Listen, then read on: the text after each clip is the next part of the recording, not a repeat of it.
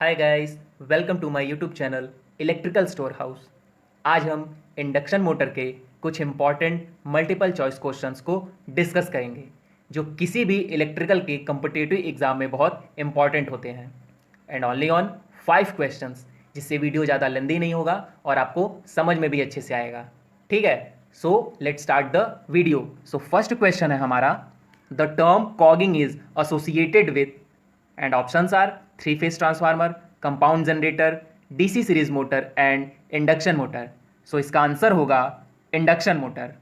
ठीक है, देखिए, इंडक्शन मोटर में कॉगिंग का मतलब होता है मैग्नेटिक लॉकिंग।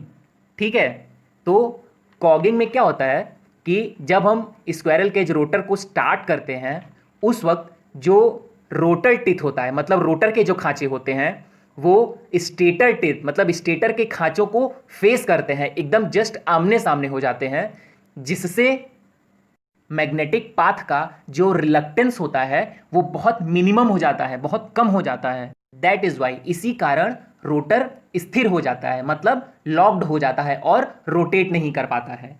यही होता है कॉगिंग। ठीक है, देखिए एक्चुअली कॉगिंग में क्या होता है कि जब rotor slots is equal to the number of stator slots, जब रोटर स्लॉट्स स्टेटर स्लॉट्स के बराबर होते हैं उस वक्त the speed of all the harmonics produced by the stator slotting, ठीक है, coincide with the speed of corresponding rotor harmonics. मतलब एक ही समय में स्टेटर स्लॉट्स के द्वारा प्रोड्यूस हुए हार्मोनिक्स की स्पीड रोटर हार्मोनिक्स की स्पीड के इक्वल हो जाते हैं with the speed of corresponding rotor harmonics. ठीक है, देखिए ये हार्मोनिक्स क्या होता है कि it is typically applied to repeating signals such as sinusoidal waves. मतलब हार्मोनिक्स बेसिक फ्रिक्वेंसी पर हाई फ्रिक्वेंसी वेव फॉर्म है जो सर्किट की फ्रिक्वेंसी है और जो इसकी वेव फॉर्म को डिस्टॉर्ट करती है, मतलब विकृति कर देती है, डिस्टॉर्शन कर देती है। ठीक है, यही हार्मोनिक्स होता है। It is typically applied to repeating signal, मतलब रिपीटेड सिग्नल्स होते हैं। ठीक है, साइनोसॉइडल वेव में thus harmonics of every would try to exert synchronous torque at their synchronous speed and the machine would refuse to start। ये जो harmonics होते हैं ये अपनी पूरी कोशिश से बल लगाते हैं सिंक्रोनस टॉर्क और उसकी सिंक्रोनस स्पीड पर, जिससे मशीन स्टार्ट होने से इनकार कर देती है और मतलब स्टार्ट नहीं होती है। ठीक है, तो इसी प्रक्रिया को हम कॉगिंग या मैग्नेटिक लॉकिंग कहते हैं। ठीक है, इसीलिए नंबर ऑफ स्टेटर स्लॉट्स, मतलब स्टेटर स्लॉट्स के जो नंबर हैं, कभी भी नंबर ऑफ रोटर स्लॉट्स के इक्वल नहीं होने चाहिए। ठीक है, या तो स्टेटर स्लॉट्स ज़्यादा रहे और रोटर स्लॉट्स कम रहें, या रोटर स्लॉट्स ज़्यादा रहें तो स्टेटर स्लॉट्स कम रहें। ठीक है, इक्वल नहीं रहने चाहिए। इक्वल रहेंगे तो वहाँ कॉगिंग हो जाएगा, मतलब मैग्नेटिक लॉकिंग हो जाएगा और हमारी मोटर स्टार्ट नहीं होगी। ठीक है, cogging of a squirrel cage motor can be easily overcome by making the number of rotor slots prime to the number of stator slots। ठीक है, सो ये हमने कॉगिंग के बारे में एक छोटा सा एक्सप्लेनेशन देखा। अब हम बढ़ते हैं अपने नेक्स्ट क्वेश्चन की तरफ। The cogging of an induction motor can be avoided by, and options are proper ventilation, using DOL starter मतलब direct online starter, next auto transformer starter, and having number of rotor slots more or less than the number of stator slots bracket में not equal. सो इसका answer अभी मैंने discussion किया कि cogging क्या होता है, बताया भी, तो इसका आंसर तो आप सबको पता ही हो गया होगा कि क्या होगा। तो इसका आंसर होगा having number of rotor slots more और less than the number of stator slots. ठीक है, मतलब इंडक्शन मोटर में हम जो स्टेटर और रोटर के जो स्लॉट्स होते हैं उन्हें हम अवॉइड नहीं कर सकते हैं। एक बार चेक जरूर करना है कि कहीं वो इक्वल तो नहीं है। ठीक है, इसीलिए हम रोटर स्लॉट्स और स्टेटर स्लॉट्स को इक्वल नहीं बनाते हैं। अगर हम इक्वल करेंगे तो हमारी मोटर स्टार्ट नहीं होगी, वहाँ मैग्नेटिक लॉकिंग हो जाएगा। ठीक है, और जो जिसे हम कॉगिंग कहते हैं।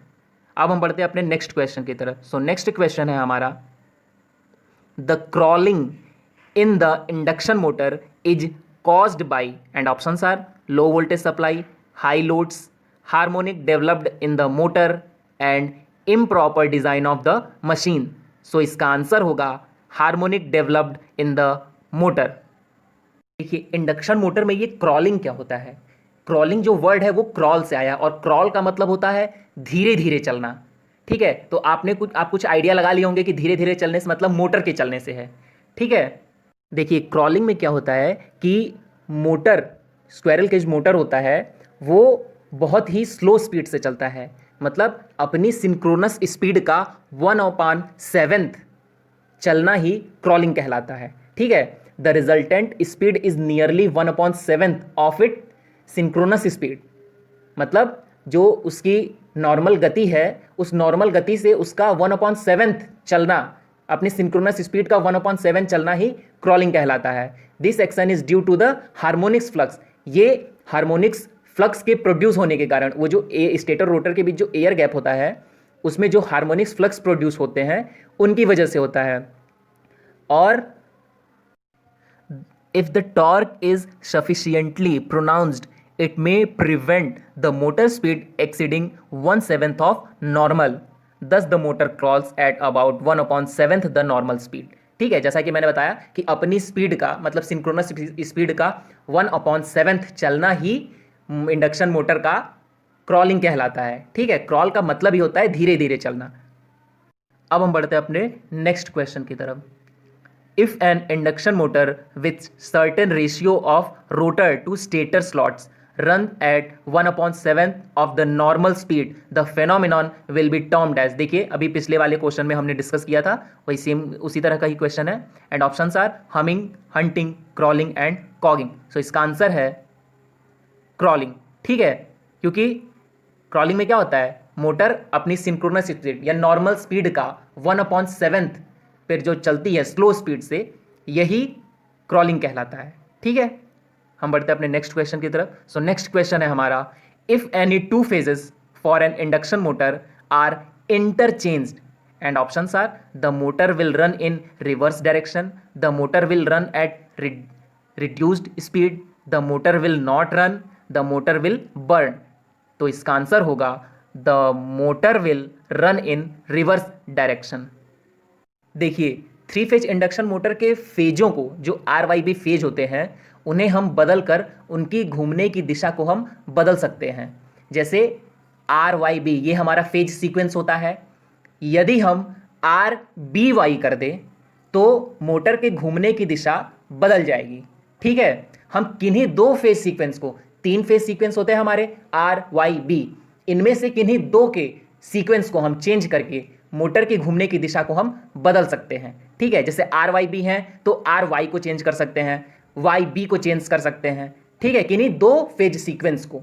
ठीक है, तो thank you for watching my video. I hope आपको आज का ये वीडियो पसंद आया होगा।